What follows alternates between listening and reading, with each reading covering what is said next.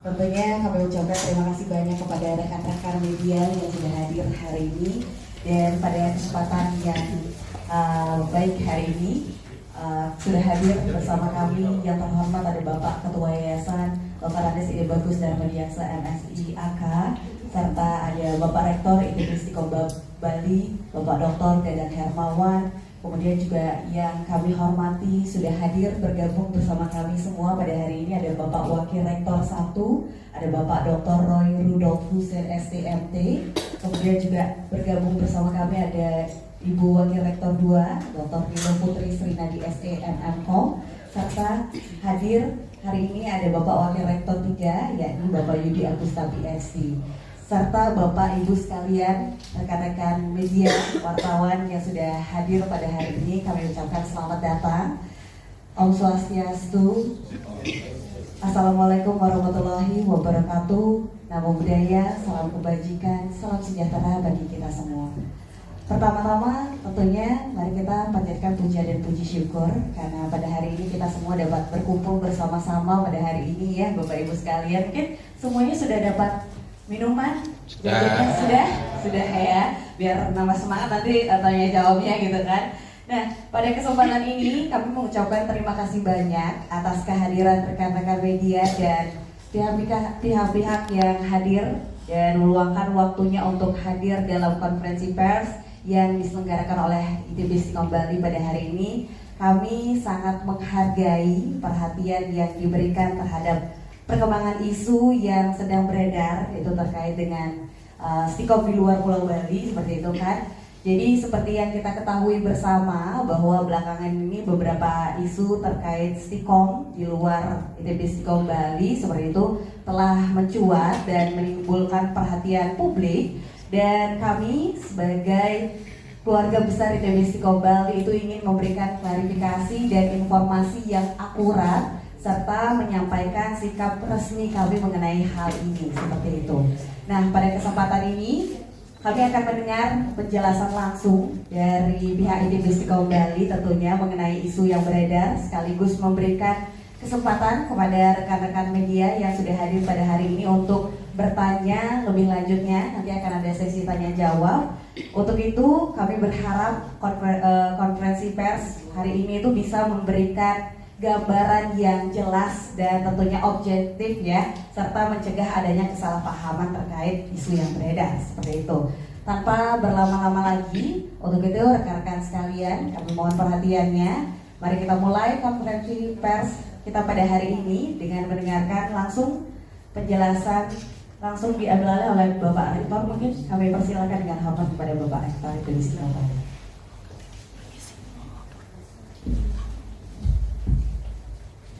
Terima kasih MC, Bapak Ibu sekalian. Biar agak meriah dikit, saya awali dengan pantun. Belum, kok cakep. Bumi berputar, Cakep. matahari terbit di pagi hari. Cakep. Izinkan saya menyampaikan salam Rektor ITB Istiqom Bali. Mantap. Nanti salamnya Istiqom Bali itu punya satu salam Bapak Ibu ya, karena kan selama ini kita ada salam antar agama itu terlalu banyak. Jadi dari dulu Istiqom Bali itu punya salam sama seperti salam-salam yang lain. Jawabannya always the best ya, mohon ya. Salam Istiqom Bali. Always the best. Terima kasih yang saya hormati Bapak Ketua Yayasan, para Wakil Rektor, Bapak Ibu dari Direktorat Marketing dan Humas atau Mahar dan Humas, serta tentu saja yang saya banggakan, saya hormati Bapak Ibu para wartawan, media yang selama ini ikut mendorong, mensupport, berperan membesarkan kampus ITB Istiqom Bali. Tadi sudah disampaikan bahwa ada isu yang berkembang akibat salah satu kejadian di Bandung, itu Istiqom Bandung, dan beberapa pertanyaan ke saya, ke Pak Ketua Yayasan, ke para Wakil Rektor, juga kepada Bapak dosen, dan mungkin juga kepada Bapak Ibu sekalian rekan-rekan media, ada yang menanyakan tentang hal itu. Jadi perlu saya sampaikan bahwa secara garis besar di Indonesia ini ada 6 jenis perguruan tinggi, ya, mulai dari akademi komunitas itu yang paling baru menurut Undang-Undang Nomor 12 Tahun 2012 tentang pendidikan tinggi. Kemudian yang lamanya akademi nomor 2, yang ketiga politeknik, yang keempat sekolah tinggi, yang kelima institut, dan yang keenam universitas. Ya. Nah, dulu pada saat Stikom Bali berdiri, namanya kami itu STNIK Stikom Bali. Ya, maunya kami itu untuk Stikom Bali aja, tapi oleh Dikti tidak diperbolehkan karena Stikom Bali itu Stikom itu komunikasi, gitu, bukan komputer. Nah, tetapi karena di masyarakat, kalau kami kan selalu berorientasi kepada keinginan masyarakat, atau lebih gamblangnya, lebih jelasnya pasar lah, gitu kan. Di masyarakat itu Stikom itu sebenarnya komputer karena komunikasi masih jarang sekali. Jadi waktu itu ada Stikom Balikpapan, itu sebagai kakaknya daripada Stikom Bali yang didirikan juga oleh Pak Satria Dharma. Kemudian ada Stikom Surabaya. Nah, kemudian karena kami di situ dua-duanya udah komputer tuh. Padahal sebetulnya resminya Stikom Sekolah Tinggi Ilmu Komunikasi itu resmi dari Dikti, tapi masyarakat lain itunya kondisinya kom itu komputer, ya. Sehingga kami berdiri Stikom Bali. Karena terlalu panjang, maka disingkat aja Stikom Bali sampai sekarang terus dipakai. Malah waktu kami sebelum institut, saya dengan Pak Bagus dipanggil 2 kali ke mana? Ke pusat, ke Dirjen Kelembagaan waktu itu Pak Patdono yang manggil supaya kami menjadi universitas waktu itu kan. Waktu jadi universitas supaya jangan pakai Stikom Bali lagi. Gitu. Kan kami usulannya Universitas Stikom Bali. Sama Dikti nggak boleh karena itu komunikasi dia bilang. Tapi saya bilang ini merek, ini ada itunya hak patennya gitu ya. Sehingga waktu itu kan sempat vakum di yayasan sepakat udahlah nggak usah jadi universitas ya udah apa-apa gitu. Tapi akhirnya berubah. Kemudian saya cerita sedikit pada saat Hari Teknologi Nasional yang saat itu Stikom menjadi penyelenggaranya ditunjuk oleh pusat lewat Dikti, Hari Teknologi Nasional yang Pak Wapres Yusuf Kala waktu hadir, kemudian Pak Menteri Ristek itu hadir, kemudian beberapa pejabat ini hadir, Pak Gubernur Koster waktu itu hadir. Setelah jalan santai, kemudian saya dipanggil, Pak Dadang pada sini nih, gimana kata universitasnya? Wah, nggak boleh Pak nama Stikom Bali. Kenapa nggak boleh? Itu sama Pak Dirjen ada sebelahnya Pak Patdono gitu.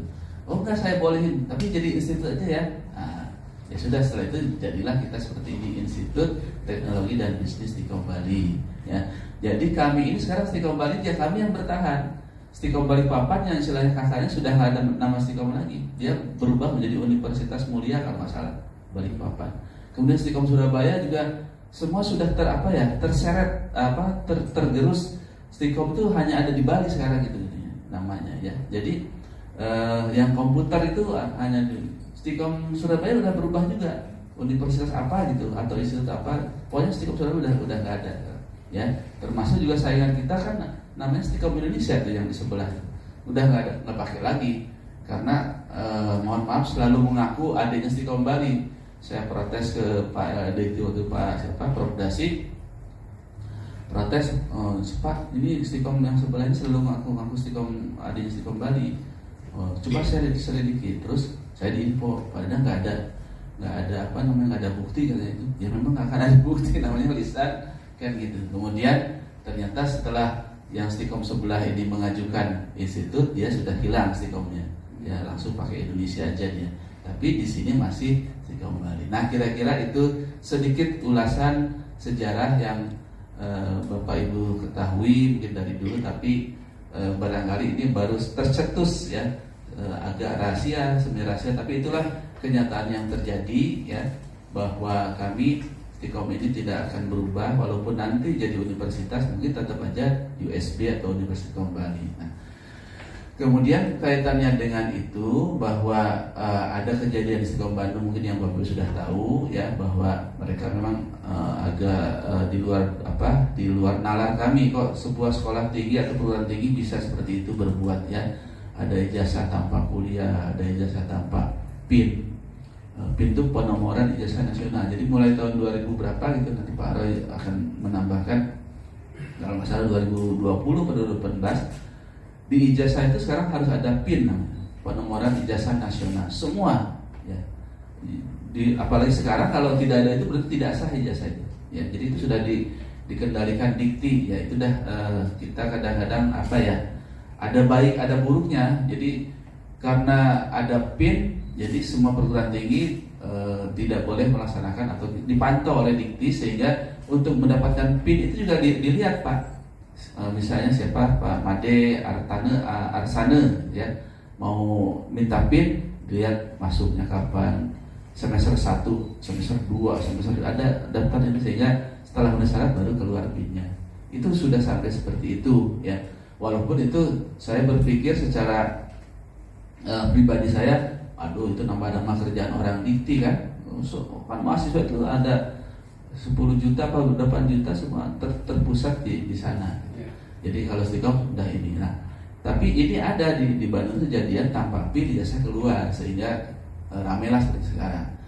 Nah, jadi saya tegaskan nanti ditambahkan Pak Ketua Yayasan bahwa itu tidak ada kaitannya Stikom Bali dengan Stikom Bandung. Stikom Bali ini adalah Institut Teknologi dan Bisnis. Stikom Bali itu merek ya, yang awalnya komputer tapi sekarang menjadi merek dan sudah didaftarkan di Kumham juga tuh ITB Stikom Bali-nya ya.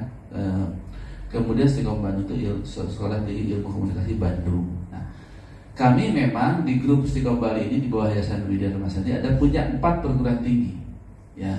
1 ITB Stikom Bali, kedua Politeknik Nasional yang ada di Tanjung Bungka, ketiga Politeknik Ganesha Guru yang ada di Singaraja sekarang, dan yang keempat UTB Universitas Teknologi Bandung yang dulunya Sekolah Tinggi Teknologi Bandung sekarang menjadi Universitas Teknologi Bandung. Jadi 4 itu aja. Di luar itu di luar Stikom ya. Tidak ada lagi perguruan tinggi yang menjadi Stikom Group atau anggota Stikom Group, atau di bawah kami hanya 4 itu aja. Nah, ITB Stikom Bali mempunyai 3 kampus, yaitu di Renon, di Jimbaran, dan di Abian Semang. Nah, menurut aturan yang ada sekarang, kampus-kampus yang berdiri di kota yang menempel ke kota tersebut ya. Jadi kalau kita di Denpasar, boleh kita mendirikan kampus-kampus lain di Bandung, yang Bandung kan menempel ke Denpasar, perbatasan langsung, dan Gianyar. Jadi cuma 2 aja. Kita buka di Tabanan sudah nggak boleh kalau tanpa izin gitu. Tapi kalau buka di Bandung dan Gianyar tanpa izin pun cukup memberitahukan ke LDT itu boleh. Sama seperti misalnya UI di Jakarta dan Depok, UNUD di Denpasar dan di Bandung. Singaraja ini yang bisa masih tanda tanya ya, walaupun ada alumninya Bu Putri, mohon maaf tanda tanya karena ada di Singaraja, ada di ini Denpasar diselesaikan itu ya, tapi Bu Putri punya alasan nanti tidak usah itu. Ya, gitu. Itu tanda tanya sebetulnya, karena negeri itu kan biasa, kalau negeri kadang-kadang tidak dipermasalahkan kalau negeri itu. Kalau swasta di sini berdiri, di Singaraja berdiri permasalahan ya, kecuali ada izin seperti nanti. Nah, jadi itu penjelasan dari kami ya tentang Stikom Bandung. Sekali lagi tidak ada kaitannya, mohon nanti diklarifikasi oleh Bapak Ibu semua supaya masyarakat tidak bertanya-tanya lagi, dan juga mendapat penjelasan atau pencerahan yang jelas dan benar, dan memang tidak ada kaitan. Dan kami yang sudah puluhan tahun bergulat di akademisi tidak mungkinlah berbuat sepicik itu ya. Tidak mungkin tanpa tanpa belajar keluar ijazah dan sebagainya. Itu yang pertama. Nah, yang kedua, ini tambahan saja supaya ada bumbunya, supaya ada tema lain. Tadi kan nanti ditambahkan oleh Pak Ketua Yayasan. Ada tema lain. Kami karena sudah ada kaitannya dengan UTB itu, jadi kami ini sekarang ini ingin memposisikan diri sebagai kampus, salah satu kampus IT dan bisnis, tapi kampus luar negeri juga ya. Kampus luar negeri seperti yang sudah diketahui, kita sedang jalan 4 luar negeri. Pertama, luar negeri dengan luar negeri, yaitu Health University yang sudah berlangsung puluhan tahun dan mahasiswanya sekitar 125 orang di antara 6.000 sekian mahasiswa yang sedang belajar di situ. kemudian alumninya juga udah 100-an orang, sudah tersebar di seluruh dunia itu. Terbanyak saya lihat di Australia. Kemudian 2 degree dengan baru yang tahun kemarin DNUI, ya DNUI Cina. Nah kalau itu lebih menarik lagi karena si mahasiswa itu harus ke sana 1 tahun ke Cina. Kemudian 2 degree dengan UTB itu yang tadi kampus grup Stikom, ya untuk 2 degree dengan apa, dan yang satu lagi dengan BINUS. Nah, cuman dengan BINUS ini berhenti dulu selama 2 tahun terakhir ini karena ada selisih paham yang belum lurus, belum satu ide. Nah itu kemudian juga ada pasca sarjana. Nah ini Pak Roy nanti akan menjelaskan pasca sarjana satu-satunya di Bali yang bidang sistem informasi, ya gelarnya magister komputer. Nah jadi artinya itu sudah ada concern dari yayasan, dari kami bahwa kami akan terus melanjutkan sampai tingkat berikutnya. Kemudian yang berikutnya adalah RPL. Nah, RPL, nah ini berkesempatan nih Bapak Ibu, ayo masuk ke RPL. Yang jurusan-jurusan prodi-prodi lain mau ke Stikom bisa RPL, ya. Dan kemarin sudah ada yang paling tinggi diakui sampai 99 SKS, ya.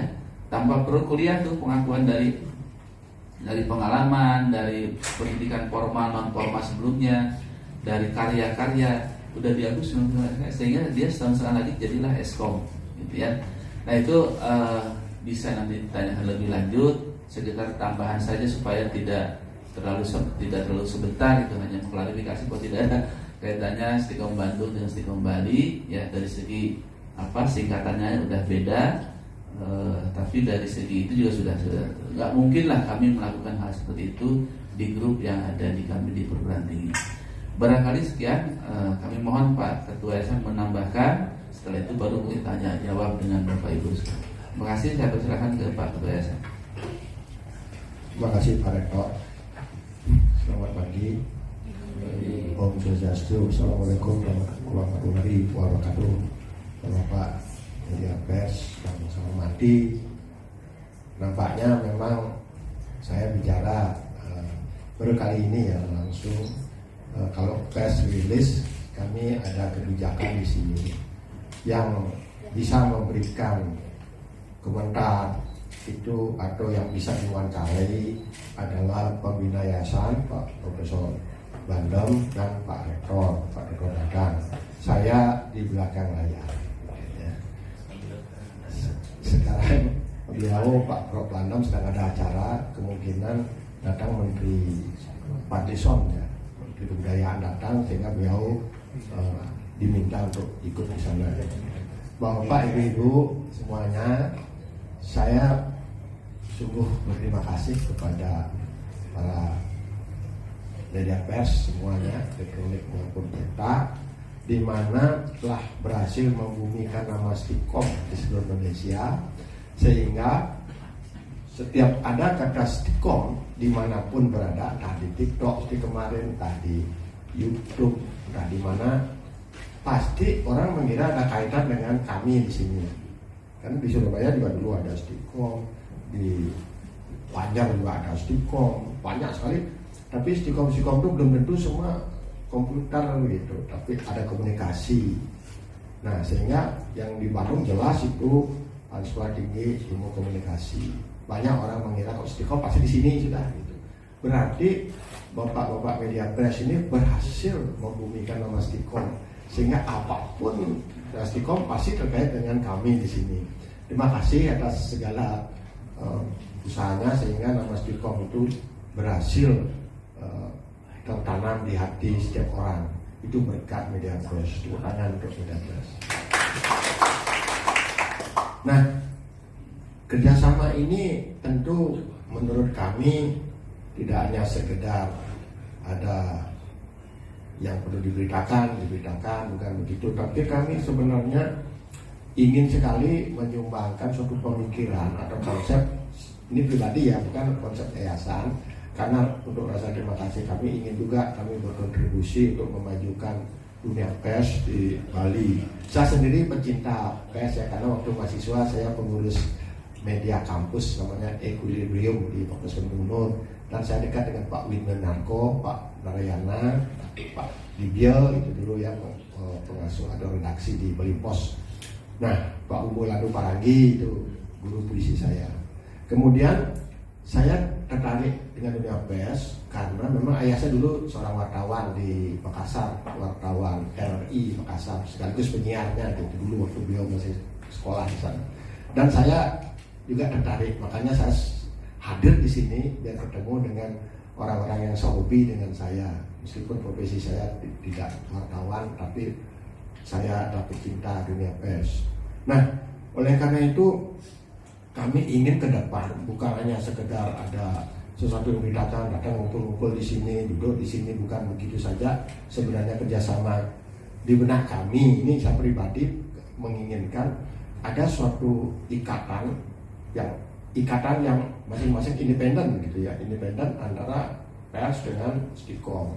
Tidak di bawah Stikom, kami juga tidak di bawah organisasi pers. Bapak-bapak ibu itu kan sudah anggota PWI ya, sudah anggota PWI.